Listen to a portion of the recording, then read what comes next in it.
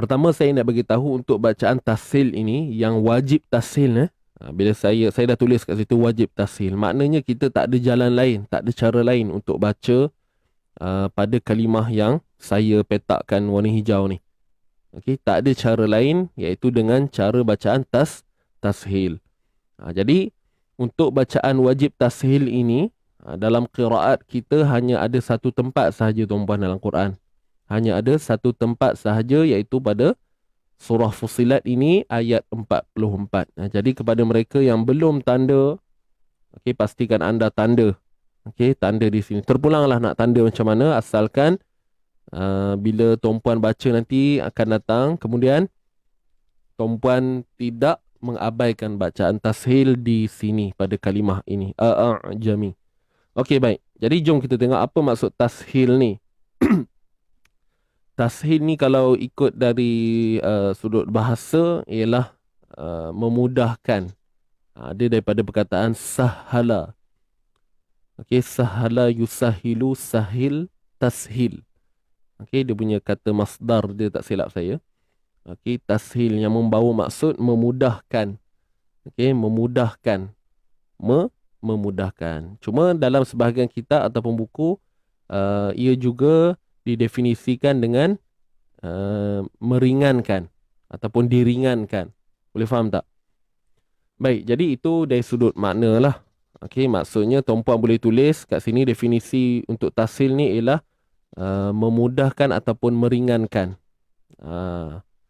Diringankan, saya rasa untuk term diringankan tu lebih kena lah dengan situasi bacaan untuk bacaan tashil ni. So, apapun dari sudut definisi dia bukan satu isu yang besar. Okey, mudah je. Cuma kita nak kena faham dari sudut cara nak membunyikannya. Baik. Saya nak kena tulis balik Jamiyun. Sebentar Saya akan tulis semula pada ruangan kosong. Okey, kalau kita tengok kat sini dia punya tulisan tu Hamzah pada atas, kemudian ada satu tanda hitam kan, tumpat. Kemudian sini satu.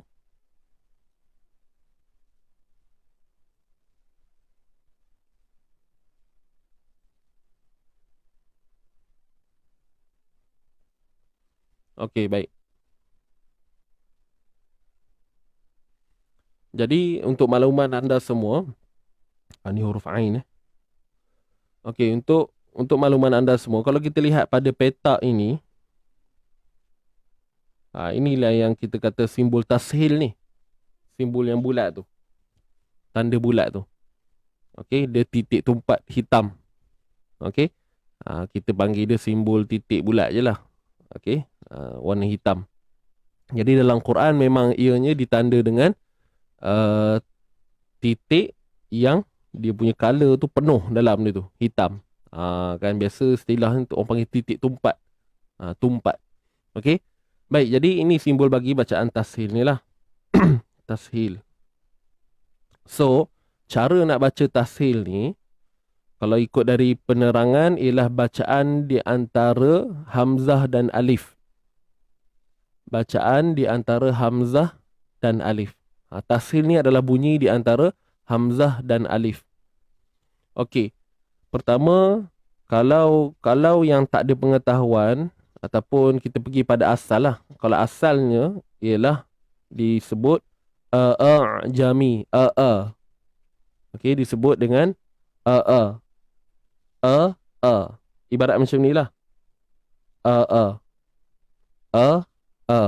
Tapi disebabkan di sini berlakunya bacaan tashil berdasarkan qiraat lah. Kan? Kita bercerita ni berdasarkan qiraat, ilmu qiraat, ilmu bacaan. Okey. So, saya nak mudahkan tuan-puan macam ni. Untuk hamzah ini kita baca dengan tahqiq, iaitu jelas. Kita jelaskan sebutan hamzah ini pada makhraj dia lah, iaitu pada makhraj kerongkong, pangkal kerongkong. Pangkal kerongkong. Okey, dapat tak setakat ni? Okey. Kan tadi saya ada sebut definisi dia adalah bacaan di antara hamzah dan alif. So ni saya nak bagi tahu tu apa yang dimaksudkan bacaan antara hamzah dan alif. So hamzah ni, hamzah yang berbaris ni kita baca dengan tahqiq. Itu paling penting. Yang mana kita baca dengan jelas. Okey. Kemudian yang kita tengok ada alif, kemudian ada bulat hitam di atasnya. So kita takkan baca dengan tahqiq. Kita takkan baca dengan jelas. Kat sini kita panggil tashil. Yang mana kita meringankan bunyi dia. Kita meringankan bunyi dia. Daripada A ni tadi. Kemudian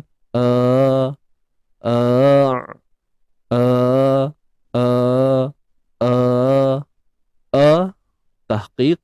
Yang saya kata jelaskan tadi. Jelas ia berada pada pangkal kerongkong. Okey, untuk alif, kalau kita kaji balik, alif ni makhraj dia kat mana, tuan-tuan dan puan? Alif ni makhraj dia kat mana? Boleh tuliskan di ruangan komen tak? Sajalah kita buat sembang-sembang santai hari ni kan. Alif ni duduknya di mana makhraj dia? Kalau hamzah ni tadi saya dah jelaskan. Ia berada pada makhraj kerongkong. Kan?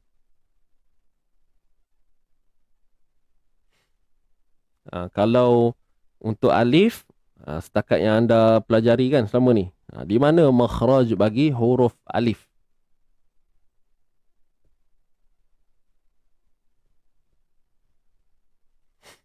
Rongga mulut, al-jawf. Baik, alhamdulillah. So, tuan-puan pun dah jelas. Betul lah tu jawapan tu. Tahniah kepada yang menjawab. So, untuk makhraj bagi huruf alif, ataupun kita kata huruf mad, alif waw ya, berada pada makhraj al-jawf, iaitu pada bahagian rongga mulut. Baik. Jadi untuk hamzah berada pada pangkal kerongkong, bunyinya dalam lah. Cuba tuan-puan sebut. Cuba sebut. Untuk makhraj hamzah baris atas ni.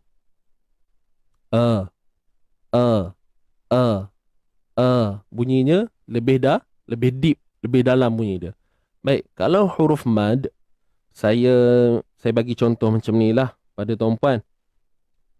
Okey, ini huruf sin kan? Huruf sin yang digabungkan dengan huruf alif. Okey, sekarang ni kita sebut macam mana? Sa. Cuba sebut. Sa. Cuba panjangkan. Macam ni. Sa. Okey, sekarang ni tuan-puan buang bunyi bunyi sin ni. Tinggalkan yang belakang je. Buang yang S ni. Sa.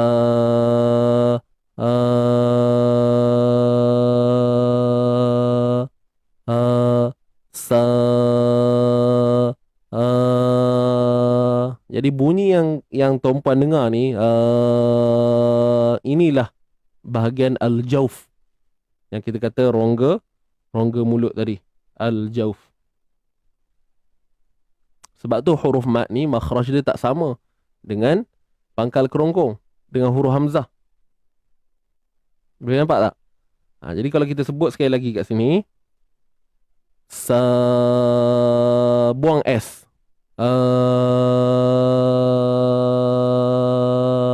Okey, sekarang ni saya nak ajak tuan-puan daripada bunyi A ni tadi, cuba pergi ke huruf hamzah pula. Boleh faham tak? Sekejap saya bagi step. Yang ni step 1, pergi pada bunyi hamzah pula, step 2. Tuan-puan akan lihat akan ada dua bunyi yang seakan sama tapi tempat keluarnya berbeza. Contoh, saya ulang balik. Buang S.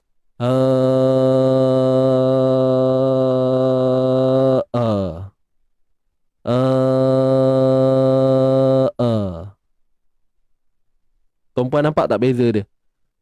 Bunyi nampak macam sama kan? Kalau kita terbalikkan, dia lebih jelas kalau kita sebut yang bunyi jawf dulu baru hamzah. Baru kita nampak dia punya bunyi beza tu. So di sini nampak bunyi seakan sama.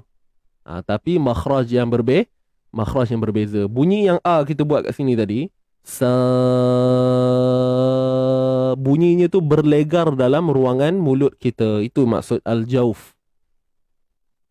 Bunyi itu berlegar daripada dia lalu daripada kongkong kita sampailah ni dalam mulut kita ni. Itu al-jauf. Sebab tu dinamakan rongga mulut. Al-jauf ni maksudnya rongga mulut. Makhraj rongga mulut. Okey. Jelas ke setakat ni, tuan-puan? Dapat beza? Saya rasa ini antara kaedah lah yang saya pernah cuba untuk bagi orang lebih jelas untuk perbezaan bunyi tu. Bunyi al-jauf dengan hamzah. Sebab kadang-kadang orang tak tahu beza. Kan? Jadi, saya ulang sekali lagi, tuan-puan, ikut. Yang ni kita sebut kita panjangkan je tak apa. Sebab nak dapatkan konsisten bunyi belakang tu.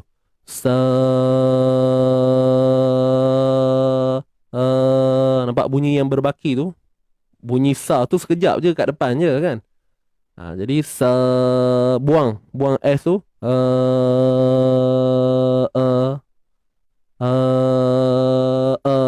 Nampak?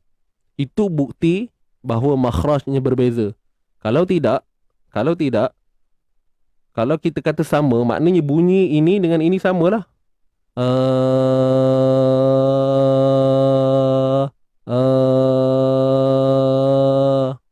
Tak ada beza. Okey. So sekarang ni bila tuan-puan dah nampak beza dia, sa, jadi dah nampak dah ada dua bunyi yang terpisah. Sekarang ni terbalikkan bunyi itu tu. Terbalikkan, mula daripada sini.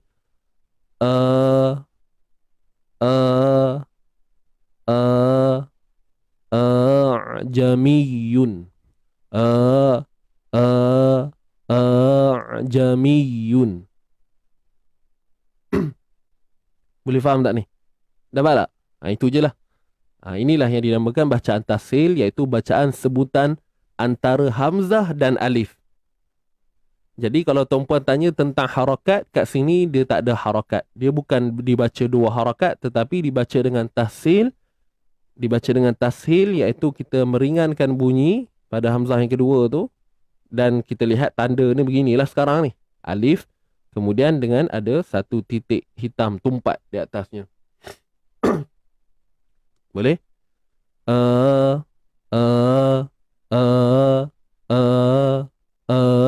Jamiyun. Jamiyun. Jamiyun. Jamiyun. Jamiyun.